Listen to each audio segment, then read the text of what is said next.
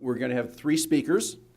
Eric Keener will be the first speaker. He's the chairperson of our forward-thinking task force that's working on the Retirement for the Ages project.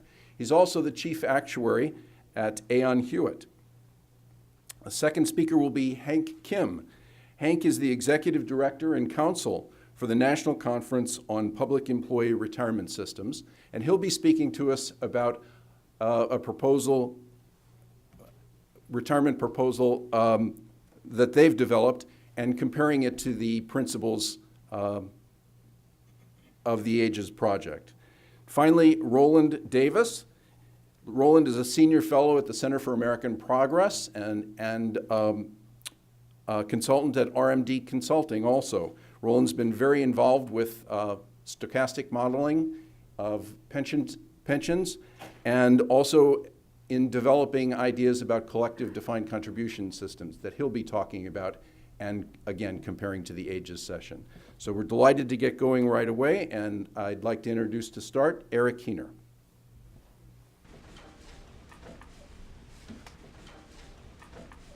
Thanks, Don. Good morning, everyone.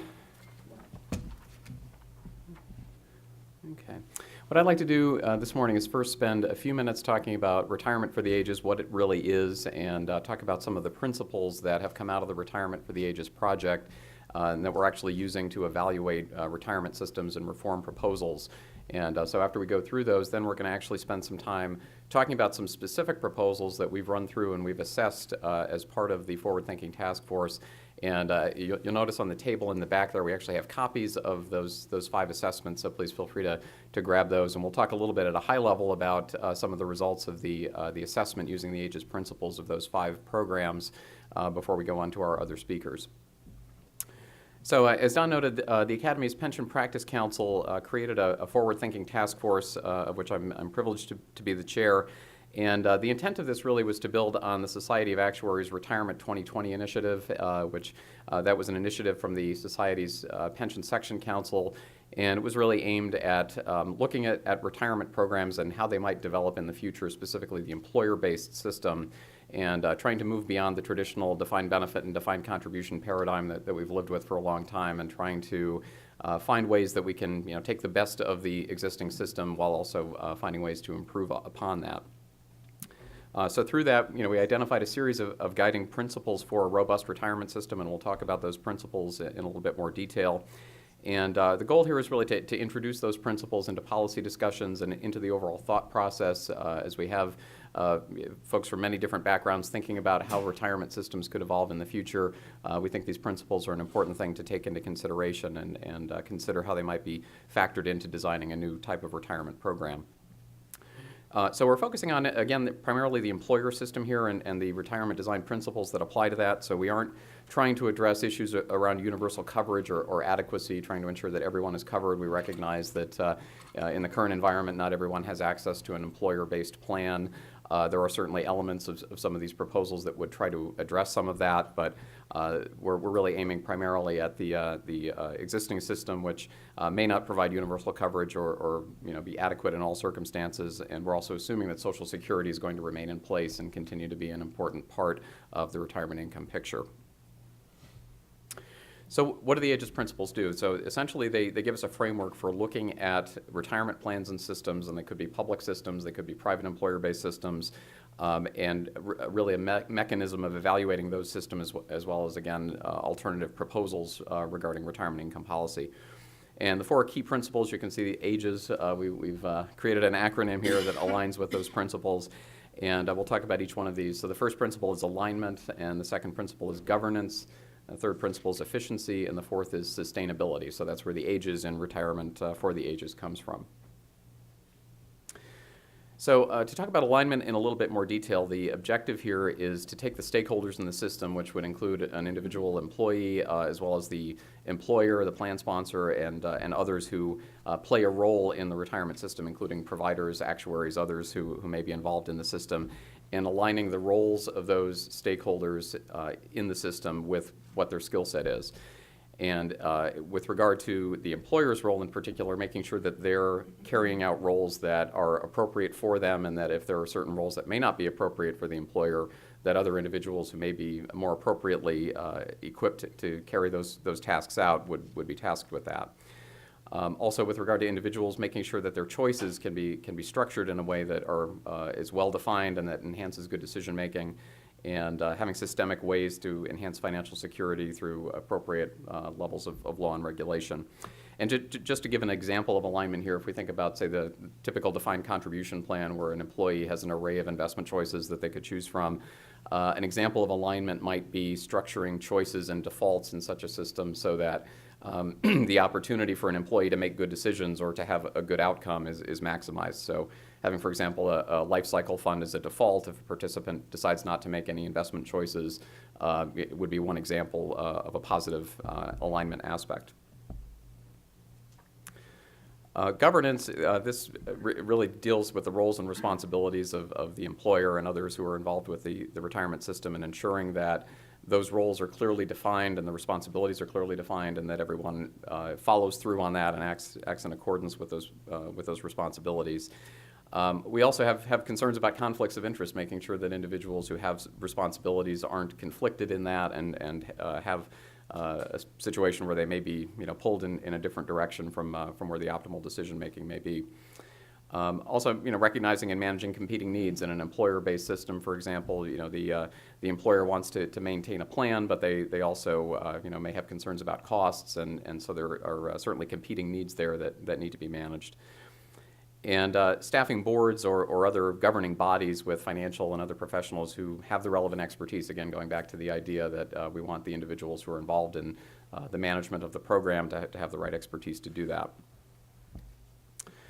Efficiency really covers a number of different areas, but one area with regard to plan cost in particular, having a system where smaller entities that might not otherwise be able to have significant efficiencies of scale, if those smaller entities can group together, that can help lower plan fees and other costs. In the current system, that's perhaps somewhat of a challenge, so having a system that would enable that would certainly be a positive thing. Providing opportunities for employees to accumulate assets throughout the working lifetime and making sure that participation and coverage is optimized. And then leakage, when we refer to leakage, we're really talking about assets that are primarily intended for retirement leaving the retirement system. So we can think about things like loans in defined contribution plans, the availability of lump sum benefits, other things like that, where assets that really are intended for retirement may end up being used for something other than retirement, which we would consider to be less than optimal. And then pooling and effective risk sharing. Lifetime income is certainly a focus of the AGES principles, ensuring that employees have a steady stream of income in their retirement. And so the more that we can encourage pooling and have adequate risk sharing to facilitate that is certainly important. And then narrowing the variability of benefits, having the ability to hedge risks and allow for appropriate pricing. Certainly the capital markets are very closely integrated with our retirement system, and so understanding what the implications of the capital markets are and ensuring that the variability of benefits is appropriate and that guarantees aren't excessive or aren't presenting undue risk.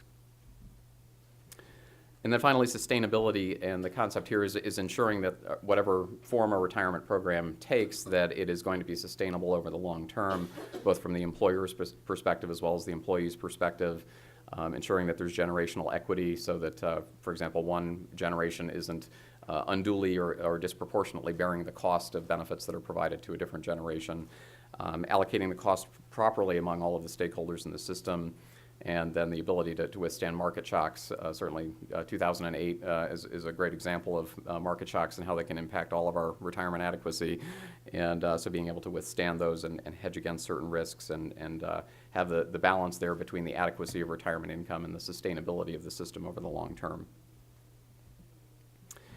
So the Academy's Forward Thinking Task Force is using these principles to develop what we refer to as assessments, and again we have examples of the assessments on the back table there, to look at the current defined benefit system, defined contribution system, as well as various reform proposals. And the way the assessment process really works here is that we would take a particular system or proposal and we would go through the various features of it and identify under each one of those 4 principles positives and negatives. No system is perfect, so certainly there's going to be a mixture of positives and negatives, and there's always a balancing between various factors that needs to be considered. So as we weigh those positives and negatives, we would develop then a letter grade for each one of the 4 principles. And then at the end, once we've gone through each one of the 4 principles and we have our 4 letter grades, we'll weigh those and develop an overall letter grade for the system. And you can see those in the assessments. I will say here that there's not a scientific approach to how we do the weighting, and obviously there are certain qualitative factors that you need to consider here in addition to the quantitative. So if you're looking for sort of a numerical rubric that we use, there isn't one, but we do try to ensure through peer review and governance process around this that the systems that we're evaluating are all being looked at in a very consistent way, so that 2 proposals that have similar degrees of merit would end up with a similar letter grade. So we have our 5 published assessments, which again are available in the back there, and we'll go through each one of these in at least a little bit of detail. And we'll talk about some of the features that we noted as we were evaluating these, as well as what the overall grades were that we assigned to each one of them. So we'll go through a traditional private sector defined benefit plan, a safe harbor defined contribution plan, and so those are both under the current system. And then we have the USA Retirement Funds Reform Proposal. This would be the Senator Tom Harkin's proposal for having a universal, secure, and adequate. This would be the words behind the USA there. And we'll talk about that reform proposal. And then we'll also talk about 2 public plans systems that are out there. There's the South Dakota retirement system, so this is in place in a state plan in South Dakota, and then what's being referred to as the shared risk model in New Brunswick, which is available in different places in the province of New Brunswick. And maybe perhaps just one further point on the prior slide was that the concepts here are not necessarily U.S.-centric, so it's intentional here that we would not just look at U.S.-based plans. Obviously, the New Brunswick model would be Canadian. So the intent here is that looking at universally across retirement systems, whether in the U.S. or outside of the U.S., that these principles are things that should apply across the board. So as we get into the traditional defined benefit plan, just a summary of the features that we considered as we looked at a traditional defined benefit plan. Obviously, there's no single defined benefit plan that is out there, but some sort of typical features that you might see for an employer that does have a traditional defined benefit plan would be some sort of a defined eligibility. So, for example, 1 year of service might be a common eligibility threshold in the U.S., and automatic entry. So once you reach that eligibility criteria, you automatically go into the plan, you start earning the benefit without needing to do anything really. And then we've assumed here a benefit that's 1.5% times final average pay for each year of service, no employee contributions, 5-year vesting, and like many defined benefit plans, there would be subsidized early retirement benefits, so reaching a certain age in service milestone would make those benefits available. And then, as we typically see in traditional plans, we have some disability and pre-retirement death benefits in the event that those contingencies occur before someone reaches retirement. And the last point is a key: no lump sum option. There are certainly many plans out there that do have lump sum options, but for purposes of this traditional plan, we're assuming no lump sum option. So to give some high-level observations on the plan here, going down each one of the principles here, if we look at the automatic nature of the benefit and the fact that the employee automatically gets covered, they automatically start earning benefits once they meet the eligibility criteria, that's something that we would view as aligning the employee roles with their skills, because they don't need to make any special decisions or have any special skill set in order to begin earning their benefit. But looking at it from the employer's perspective, there's certainly a lot of regulatory complexity in traditional defined benefit plans, and that can certainly be a distraction from the employer's primary business, and something that in our view would sort of move against the alignment principle. And as we go through each of these, you'll see there's kind of a pro and con for each one of these, as you might expect. Again, weighing those pluses and minuses. Secondly, ERISA defines very specific governance requirements for defined benefit plans as well as defined contribution plans. But there are potential conflicts of interest that exist. So an employer is typically managing the program, and as they make decisions about the program, those decisions can certainly have an impact on the employer's business as well. So there's a potential conflict between the settlor and fiduciary role that the plan sponsor would have.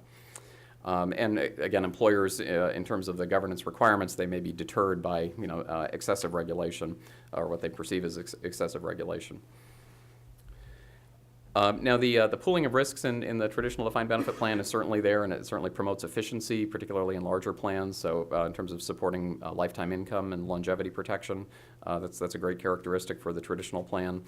And in terms of sustainability, well, the employer bears all of the costs and risks in the traditional plan, and there's a somewhat limited ability to deal with market shocks. So from the employer's perspective, the defined benefit plan might have some marks against it for sustainability.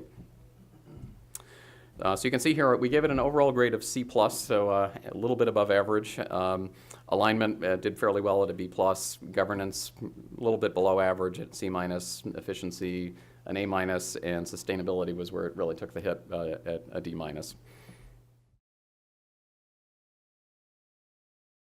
So now we'll compare that to a safe harbor defined contribution plan, and this again is a sort of a typical safe harbor plan that you might see: immediate entry for participants meeting the eligibility requirement, automatic enrollment at 3% for the employee contribution with an auto escalation feature, so those employee contributions automatically ratchet up over time, and then a safe harbor match, so the first 3% would be matched at 100%, and then the next 2% would be matched at 50% with immediate vesting. We also have a default investment of a life cycle or target date fund. This is a fairly common feature in defined contribution plans, and no subsidized early retirement or disability benefits, as we don't typically see those in defined contribution plans. So here we'd say that the automated features in terms of the automatic enrollment and auto escalation and the defaults in terms of the target date fund, those all align very well with the employee roles and skills. But there is still a significant amount of education and communication. Even if with those automated features in there, employees may make poor investment decisions. They may not know how much they really need to save in order to meet their retirement objectives. So because of those added requirements to really achieve the optimal outcomes, that would be an issue with regard to alignment. Again, we have ERISA defining the governance requirements, but we have those conflicts of interest just as with defined benefit plans, and the employer decisions about plan features here will really impact what the employee can accumulate at the end of the day, both in terms of the investment options they make available as well as the match investing requirements, so those would be a mark against it. The employee bears all of the investment and longevity risk, and lump sum availability, it's pretty much universal in defined contribution plans, so there's a pretty significant leakage opportunity there. And then the employer contribution flexibility from the employer's perspective: if bad times happen, they can reduce the contribution, so that would make it sustainable from the employer's perspective, but the adequacy of the benefit may be threatened as a result of that. So we gave it an overall grade of a C, a little bit lower than the defined benefit plan. Alignment, fairly average, C-. Governance, C+. Efficiency was really where we had the issue with the defined contribution plan at a D+ because of the leakage issue, and then sustainability better than the DB plan at C+. Okay, so having gone through the current system, we'll go through 3 of the reform proposals or alternative systems that we evaluated.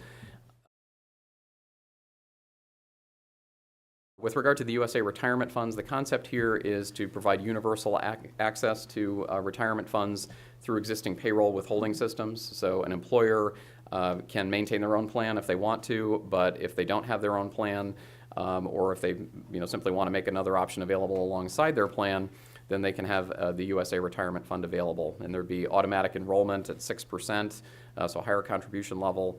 The employer wouldn't have to make any contributions, but they could make those if they wanted to. And the employee decision-making really would just be limited to the choice of one fund. They would be going into that one fund, and then that fund would be managed appropriately, and benefits would be paid as lifetime income. So here, again, we like the automated features and the limited employer responsibility. That seems to align the roles with skills fairly well there, but there is still some education required. Employees would need to choose what retirement fund they wanted to invest in. The funds would be regulated by the Department of Labor under this proposal, and there would be trustees who potentially could adjust benefits depending on what happens with the market. And one issue there is that the board structure here, it's envisioned that there would be employee and retiree representatives, so it's possible that the adjustments might not be as significant as they might be needed to maintain sustainability. The large-scale pooling, professional management, and having the annuity benefits, we think that all promotes efficiency, but because of the risk sharing and the fact that there is a regulatory process for downside adjustments in this proposal, there are some asymmetric market risks there to be aware of. And overall, the concept being that benefits can be adjusted to reflect the market, but they wouldn't be sudden or dramatic adjustments in the ideal situation, so that hopefully would improve sustainability over the long term. So we gave this one an A minus. We have a B plus for alignment, and the others are either A or A minuses. So we thought this one scored fairly well, actually, compared to the current DB and DC options. The New Brunswick shared risk model. This one is the. We like to joke that this is the plan that an actuary would really love, because this is a system where the contribution is defined as a certain percentage of pay, and the employer and the employee both would make that contribution, and then the plan benefits are defined in such a way to maintain a certain level of likelihood that those benefits can be funded and maintained over time. So this requires actuarial stress testing on an annual basis to make sure that those probabilities are achieved in terms of meeting the benefits. And there also needs to be a predetermined action plan as to what will happen if the performance of the plan, for example, is below expectation. How are the benefits going to be adjusted? How are the contributions going to be adjusted? But if all of the mechanisms, excuse me, in the stress testing and the results of that are followed, the program should be sustainable over the long term. And the investment policy is set recognizing that there's a sharing of the risk between the employer and the employee. And again, we have an independent trustee rather than just having the employer manage the program. So the observations here, once the plan is established, the employer and the employee really just care about putting the money into the fund. So from that perspective, it aligns well with the roles and responsibilities. But it is a fairly complex benefit structure in terms of these adjustments and the stress testing, so there may be some employee confusion that results from that. The independent trustees, that's certainly a high mark for governance, but those trustees need to be very well qualified to understand all of the stress testing and the deficit recovery mechanisms and asset liability modeling, so there's a lot of expertise that's needed to operate the plan. And the fact that we have lifetime income and there's some benefit flexibility depending on what happens in the market, that's a good thing, but there may be frequent adjustments in investment strategy depending on what actually happens in the market, and that could lead to some inefficiencies. And again, from a sustainability perspective, the stress testing is a positive. So we gave this one also an A minus, and as you can see, we have A's in every category here. So the plan that an actuary would love got a high grade. And then lastly, we have the South Dakota retirement system. This is a fairly traditional defined benefit plan, 1.55% of final average pay, and then there's a separate voluntary defined contribution plan. All new state employees are required to participate in this plan. What makes it a little bit different here is that the employer and employee contributions are fixed by statute, and then to the extent that those contributions aren't going to be sufficient to maintain the benefits, then there may be some adjustments that occur to those benefit levels. 3-year vesting requirement. There are, as in most DB plans, a subsidized early retirement benefit and disability and pre-retirement death benefits, and benefits are paid as lifetime income. So here, from an alignment perspective, the employer and employee contributions, that's basically, again, all the requirement there in terms of putting the money into the fund, and then the board is actually managing the system in itself. And the board will recommend changes in benefits to maintain the funded status to the extent that those are needed. Downside here is that a lot of the board members are actually system beneficiaries, and so there may be a conflict of interest there, and legislative action would be required to implement changes. So those changes, even if they're recommended, may not necessarily be enacted. Certainly a benefit from pooling, so any participating employers that join the state plan are able to benefit from that pooling. There is, however, a provision that allows employees who terminate and prior to retirement to withdraw a portion of their contribution, so there's at least some potential for leakage there, though not as much as with a typical defined contribution plan. Another downside here is that the early retirement and cost of living provisions are fairly generous in this plan, so from the sustainability perspective, that may increase cost and may be a mark against sustainability. So this one, we graded overall on a B+. The alignment and efficiency were in the A range, and then governance and sustainability were just a little bit lower, but overall, in terms of having risk adjustments and recognizing that there may need to be some changes in the benefit levels that are provided depending on what market conditions develop, we thought that was certainly a favorable aspect of the system.